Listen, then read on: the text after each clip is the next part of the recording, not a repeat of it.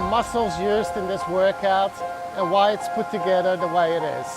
I'm going to start with the body weight warm-up. Let's get Anna into a hip hinge. 2 joints, the knees are bent and the hips are bent. The ankles do not bend at all. Right here, the quads are contracted, otherwise you would fall back through the knees. The glutes are contracted, the hamstrings, they're holding the pelvis up. The rectus spinae is contracted, otherwise her spine would fall forward. So, this is isometric work right here for the spine. She's going to come up, contract the glutes, contract the hamstrings, contract the quadriceps, and that flexes the knees and the hips. Now she's up. Okay. The Jefferson curl is working on the thoracic spine and the erectus spinae muscles. So she's going to do the Jefferson curl, starting from the top, rolling the shoulders, curling from the top, and she can stop there. We're adding some hip flexion to it as well, and come up.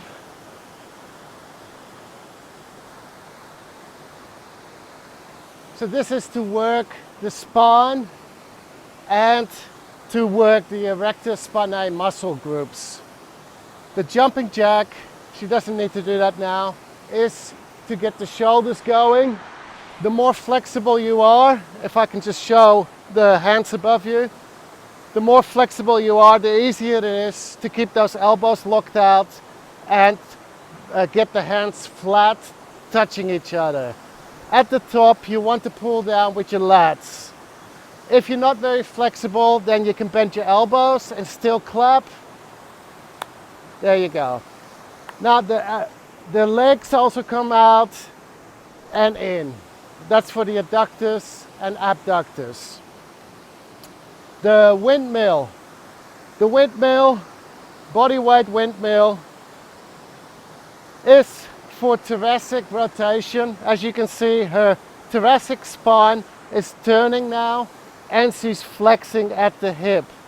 So she is working all the muscles that create thoracic rotation. She's using all the muscles for shoulder stability here, especially when there's a weight here.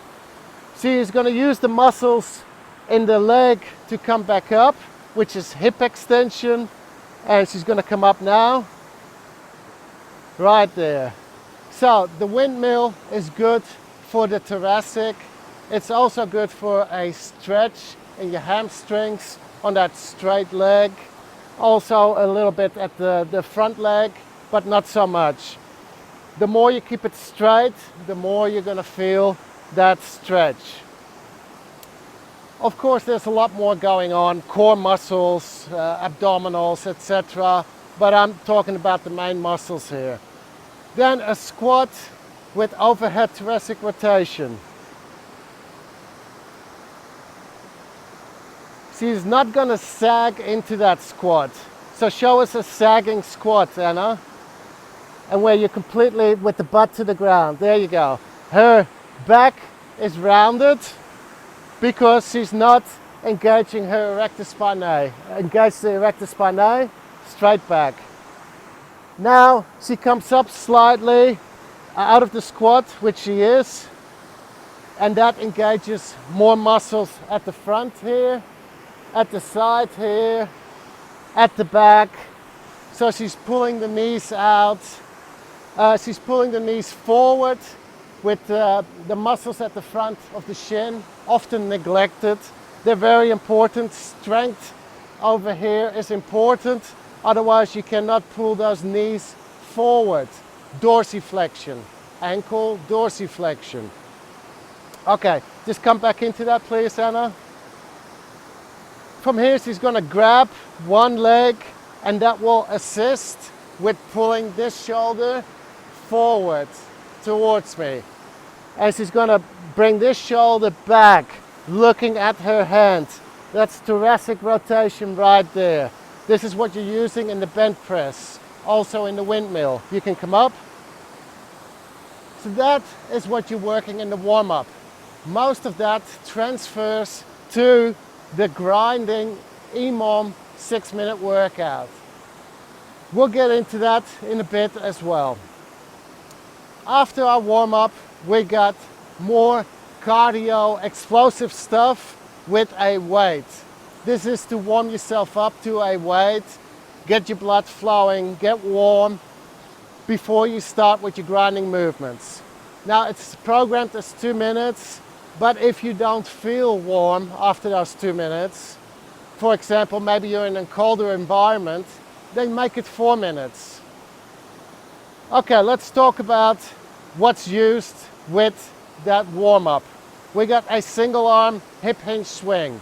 So Anna's going to demonstrate a single arm hip hinge swing without weight. The weight is back. This is a good position. This is the bottom of her hip hinge. She inserted the weight. As you can see, she's using the same muscles as she did in the warm-up with the hip hinge. She's going to come up and that arm comes forward. Now what's added when you add weight is more work around the scapula here to pull that back. If that wasn't pulled back, then this arm would come forward right here. The shoulder is out now.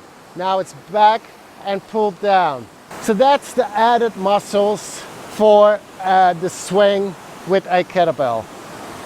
Then she does a more pendulum style swing and a flip with one arm.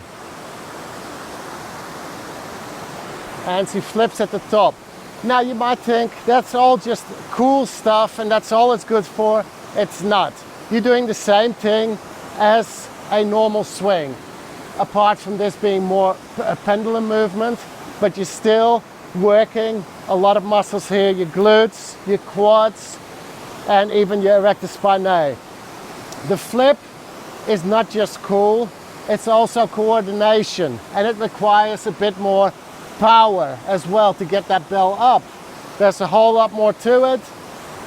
If you're interested, look up Caveman Training, why you should juggle a kettlebell. Then you get the open palm clean. Again, she swings. She can do that with a deep insert or she can do it pendulum style. She's going to do it and she pulls that weight up more. And then she releases and catches it. There she goes. And now she's going to push that elbow forward right here, just like you would with a barbell. And now she's going to squat. First she adjusts her squat stance and now she comes back up. So with that you can release. With that clean, again you could say it's only cool, but there's a lot more to it. You need to direct the weight up, create a bit more power, be able to catch it, proprioception, and then balance it as well.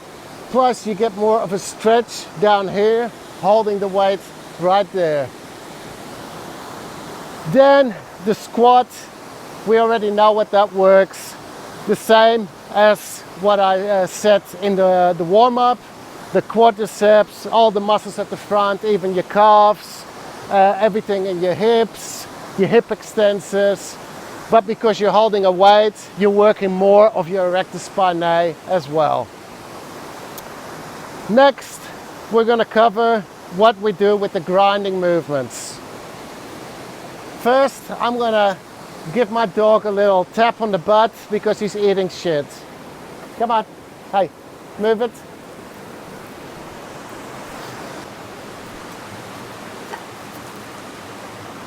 We're going to cover the muscles for the grinding movements. Anna's in a deep squat. If you can't squat this deep, then you should not be doing the squat dead curl. She's going to insert the hands into the kettlebell and then she's going to curl it to the chest. When she curls, you want to make sure that the chest stays upright. If that comes forward, then you don't have the strength to do this. So you're working a lot more back muscles curling. Now she's coming up, and that's the hard part. First, she needs to drive the shoulders up, not the butt first, shoulders up first. That's the hardest part of this movement. So she was working the biceps there, and she was working everything from a squat, plus a lot more work in the back. From there, she's gonna go into a press, which is the shoulders. Then she's gonna adjust for the windmill, and she's gonna windmill. She's gonna keep looking at that weight. Because she's got a weight here, there's a lot more stabilization that needs to be done. Everything else transfers from the body weight windmill. She's gonna come back up. She's gonna adjust her stance. Then she never listens. She's gonna pull her armpits together. What does that do? That makes your chest nice and firm. Everything at the back as well, so it provides a stable base. Then she's going to activate her lat and pull this down. Now she's going to do a negative side press. Slowly she comes down. Here there's a lot of load on the shoulder, a lot, because it's way out. You need to be able to have strength and work with the right way to do this, otherwise it's not safe. Comes all the way in, all the way into racking position. From here, she's gonna do a bench press. She's not great at the bench press, but she's gonna try without body weight, or with body weight.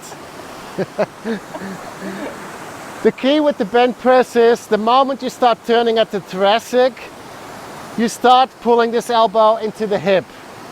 Then you bend at the knees, and you bend at the hips, and you bend at the ankles slightly. You bend at the knees, there we go. And she starts turning. So you need a lot of external shoulder rotation here. She comes all the way under the weight, all the way under. Bang, now she's under the weight.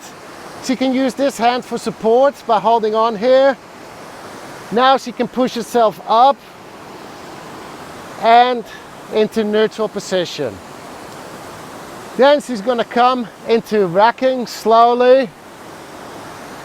Then she's going to drop weight. She's going to drop into a hang and hip hinge at the same time. That's it. Then she's going to do a rotational row. She's going to row into the hips and rotate at the spine.